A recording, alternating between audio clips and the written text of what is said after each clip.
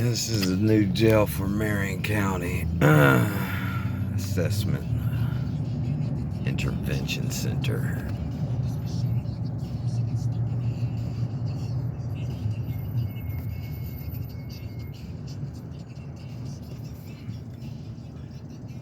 I grew up in this area. It's about a half a mile that way. I cruise by my own neighborhood. But man, this was straight ghetto over here. There's a coal factory that used to be there where this jail is. They tore down and replaced it with this. I never thought I would see these clean of roads over here. Unreal.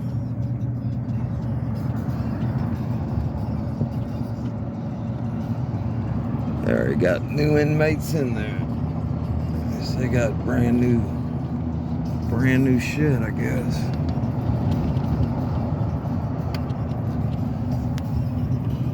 This would be Twin Air Drive-In right here. And that closed down in the 80s, late 80s, I believe. Used to be a big old blue water tower that sat there. When I was 12, 13, back in 93, 94, I had three brothers that got drunk and climbed that thing. Two of them fell off on the way up. Third man was, made it to the top, hanging upside down, crawling across them wires about 200 feet in the air. They told him they sit right there. They told him if he came down, they would give him a job painting the place. He was up there crying because he didn't have a job. So the dumb son of a bitch came down and was cuffed up. And that son of a bitch never was painted. So I guess he didn't get that job. Here's Keystone Avenue, turn on Woodline.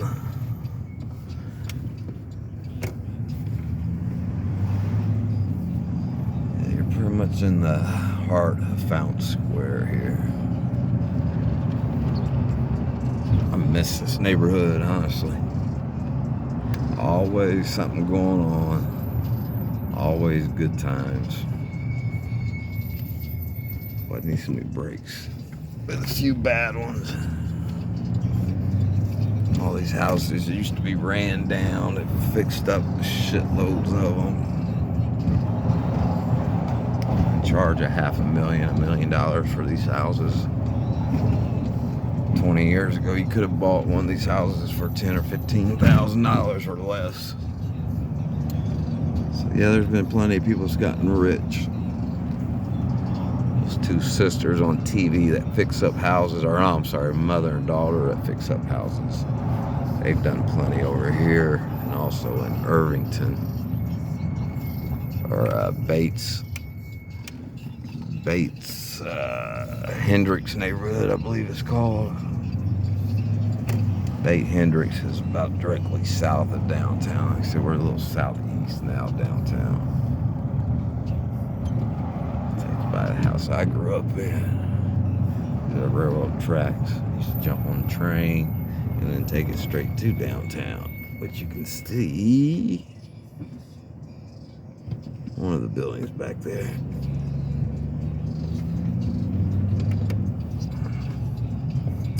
And one of the few brick roads left around. Definitely one of the few in Indiana. This is a street I grew up on. 1980.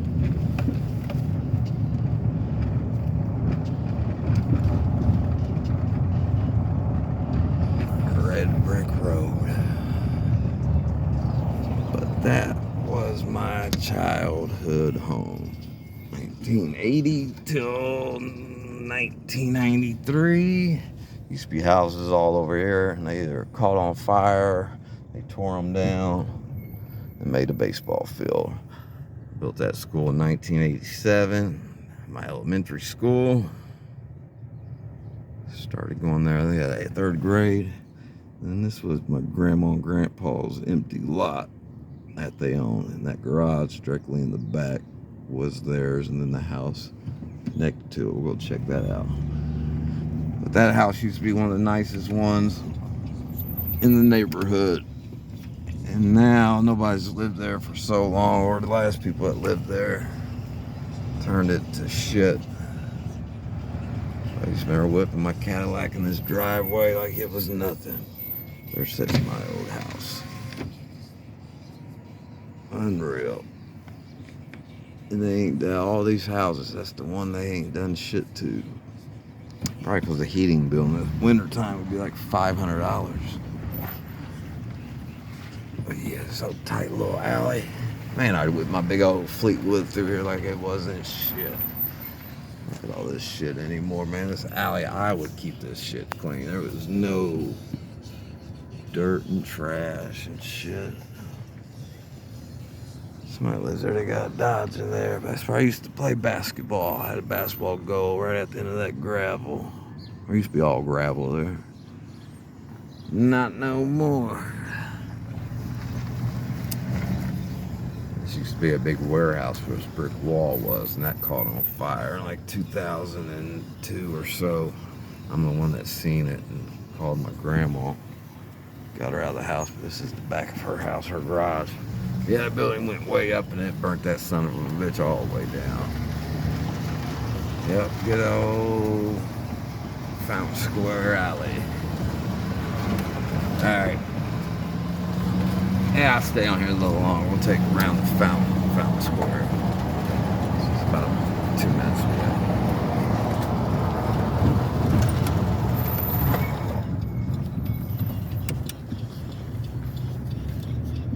That's so many friends in this neighborhood. Everybody pretty much knew everybody. Friends that lived in these houses. Friend that lived in one of these houses. Another friend that lived in a couple of these houses. A couple people over here in these houses. Good friends named Amber and Austin that lived in that house. One of my best friends grew up in that house. Tony. That old woman that lived there was a mean bitch. And there were some straight ass hillbillies in here. One time in the 90s, my dad got in a damn fight with people that lived in what used to be a shack right there. A damn woman. My dad was beating up her husband. And his wife decided to come out with an axe and smack my dad in the back part of his shoulder and arm. The cops said, had that son of a bitch not been so dull, it would have chopped his damn arm off. Yeah, it's pretty wild. My dad was crazy in the day. Seen my dad shoot at people.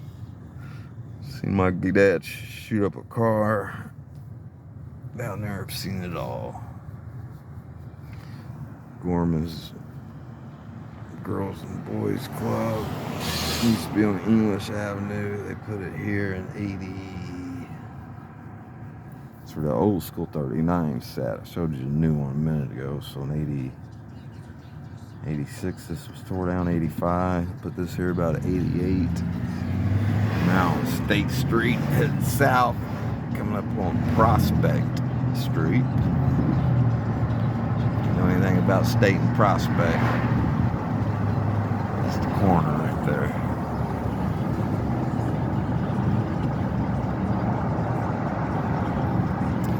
Yeah, they've made some of these houses pretty damn nice, but man, you still can't take the hood out of the ghetto. It's always going to be hood here. I don't care what the hell you do. You can't drive them all out. All these new buildings they've put in, all these homes have been all remodeled, all up and down. This is Prospect Street. Or your little yuppies come down here. They hit these little fancy little restaurants. Remember back in 96, 95 maybe, a woman was stabbed at a gas station, robbed. It's called Clark's gas station. Fire department there. It used to be a hole in the wall. They got them a whole brand new fancy building. Apartment buildings there. That's where by that cop filming. Probably fuck around and pull me over. This used to be not Goodwill, but a thrift store or something. I can't remember. Now it's an Upland Brewery.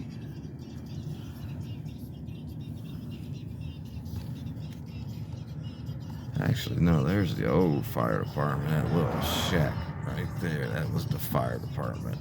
Now they got the other big building.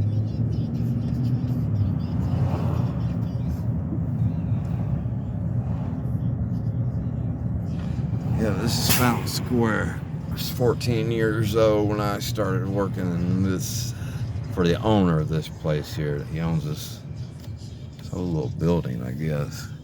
But in that duck pin bowling at the very top, 3rd floor, me and 2 of my buddies, 1994, I was 14, made $4.75 an hour, and would have to carry, one of our jobs was cleaning out the elevator pit that hadn't been used in like 80 years. There's 5 foot of mud at the bottom of it, so we had to carry it from the basement up, down, and throw it in a dumpster that was outside. It took us like 2 days. And we tore the whole floor out of that restaurant in there so they could build it. Yeah, I was part of that coming up on that place. Well, anyways, we're on Shelby Street. Southeast Police District is right back in there somewhere. Used to be called Bud's Supermarket, Goodwill now. That gas station wasn't here. A lot of this shit wasn't even here. It was all ran down, either houses or old buildings, garages, and shit that nobody used. I remember as a kid, the little kid, probably 5 or 6, my mom, this used to be a bank. That building right there, my grandma was a bank teller. But my mom would pick her up from work and I would ride with her there. One of my fun memories I remember as a child. I used to love coming up there and just sitting there and waiting on her, and she'd come out and usually give me a $2 bill or something about once a week. Yeah, that was pretty cool. Pick her up in her old 74 green Monte Carlo with like 40,000 miles on it. Hell, probably had 20,000 back then. Alright, people. It's been fun hanging out. Showing you around Fountain Square, my old neighborhood. A couple little backstories. There's plenty of more stories. How about a mile and a half up the road is where 2006, the day after Christmas, me and a buddy was driving, headed south like we are now, and seen a woman, a pedestrian that was walking. There was been snow on the ground, so she was kind of on the, not really in the street, but as close as she could where she wasn't walking in the snow. But damn car come up and hit her. She hit the hood, hit the windshield, and went flying up about 20 feet. Pretty sure it killed her instantly, but he took off. I gave chase, got his plate number. Didn't have a cell phone at the time. He used a payphone, called 911. Went back to check on her. She was definitely a goner. Yeah, that was a pretty wild story, so I'll never forget. The friend I was with, that dude had nightmares for like 2 years after that.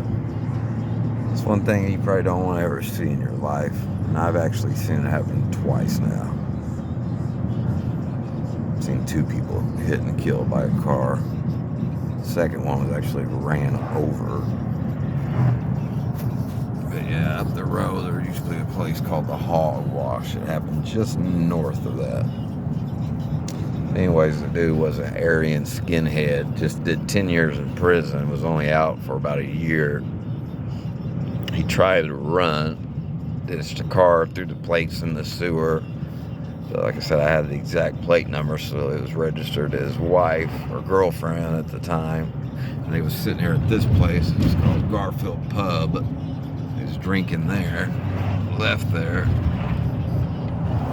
So they headed down this way. Like I said, there's about 3 lights up is where it happened at.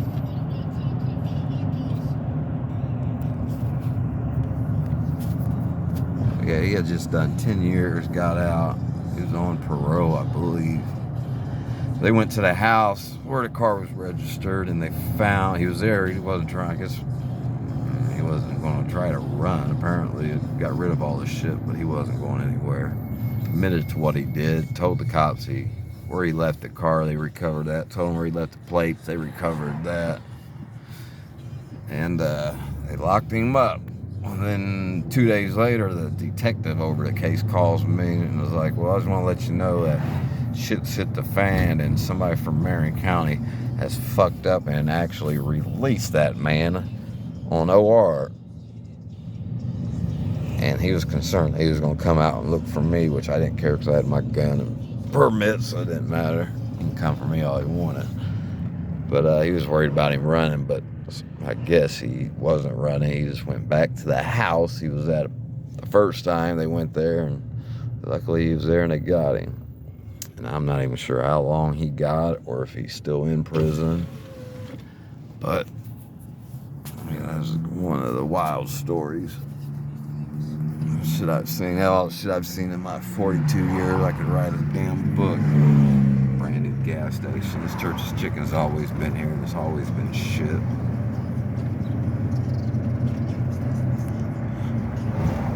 Too, this is where my grandpa, my mom's dad, used to work. Used to be called Holcomb and Hope. My dad worked there also for a little bit, but not long because he was a jackass. I guess I'll keep you on here for just a minute longer, and I'll show you where I seen that woman get hit. Cause it's right. He hit her about right in the ear, and her body landed about right, I think, somewhere in here. Yeah. That was it. That son of a bitch fled. Didn't even stop to go back and check on her. He was out of here. Actually, that same week also, there's 2 other people that were hit by cars, but the other 2 didn't get killed. They just got hit, and it was a hit and run. This third one killed her. His ass got caught. The other 2 were never ever caught. Alright, we're under 20 minutes. I'm out of here. Maybe we'll make another video one day if anybody likes it. Later.